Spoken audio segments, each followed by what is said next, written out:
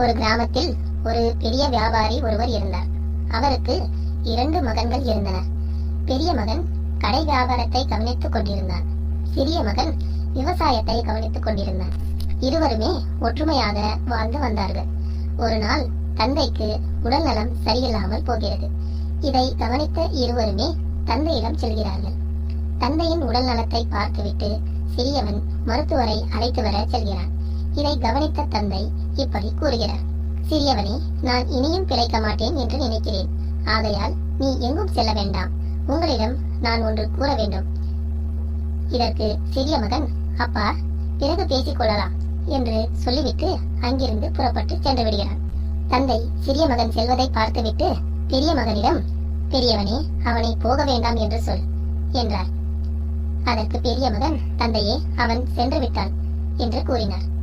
அதற்கு தந்தை பெரிய மகனிடம், மகனே, இனியும் நான் பிழைக்க மாட்டேன். நான் உனக்கு ஒரு ரகசியத்தை சொல்கிறேன் என்றார். என்ன அப்பா அது என்றார்.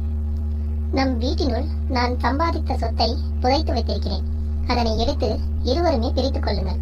பிறகு நம் பழைய வீட்டில் என்று சொல்வதற்குள் தந்தை இறந்து விடுகிறார். தம்பி மருத்துவரை அழைத்து வந்து பார்த்தபோது தந்தை இறந்திருக்கிறார். பிறகு சிறிது நாள் கழித்து அண்ணனுக்கு அந்த புதையல்கள் மீது ஆசை வருகிறது. அந்த புதையல் ரகசியத்தை தம்பியிடம் கூறாமல் தம்பியை இந்த வீட்டை விட்டு அனுப்ப வேண்டும் என்ற முடிவு எடுக்கிறார்.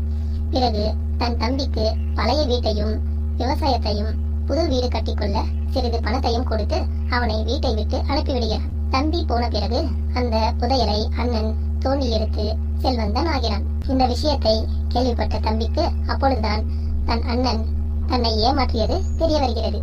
அதை கேள்விப்பட்ட அண்ணனிடம் சென்று இப்படி கேட்கிறான்: அண்ணா, உனக்கு கிடைத்த புதையல்களிலும் எனக்கும் சிறிது பங்கு தா என்று கேட்டான். அதற்கு அண்ணன், ஒன்றும் தர முடியாது, நீ இங்கிருந்து சென்று விடு என்று கூறி தம்பியை அனுப்பிவிடுகிறான். சோகப்பட்டு கொண்டே வீட்டிற்கு வந்த தம்பி தன் அண்ணன் தன்னை ஏமாற்றியதை எண்ணி வருத்தப்பட்டு கொண்டிருந்தான். சிறிது நாள் கழித்து தம்பி தன்னிடம் இருக்கும் பணத்தில் தனக்கு ஒரு புதிய வீட்டை கட்டிக்கொள்ள விரும்பி பழைய வீட்டை இடிக்கிறான். அப்படி பழைய வீட்டை இடிக்கும் போது புதையல்கள் தென்படுகிறது.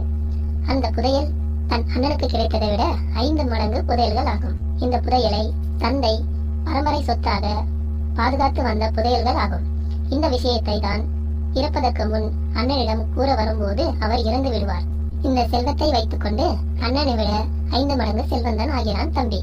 இந்த விஷயத்தை கேள்விப்பட்ட அண்ணன் இப்படி மனதுக்குள் நினைத்தான்: நாம் ஒற்றுமையாக இருந்திருந்தால் அந்த புதையல்களிலும் நமக்கு பங்கு கிடைத்திருக்கும் என்று நினைத்து வருத்தப்பட்டார்.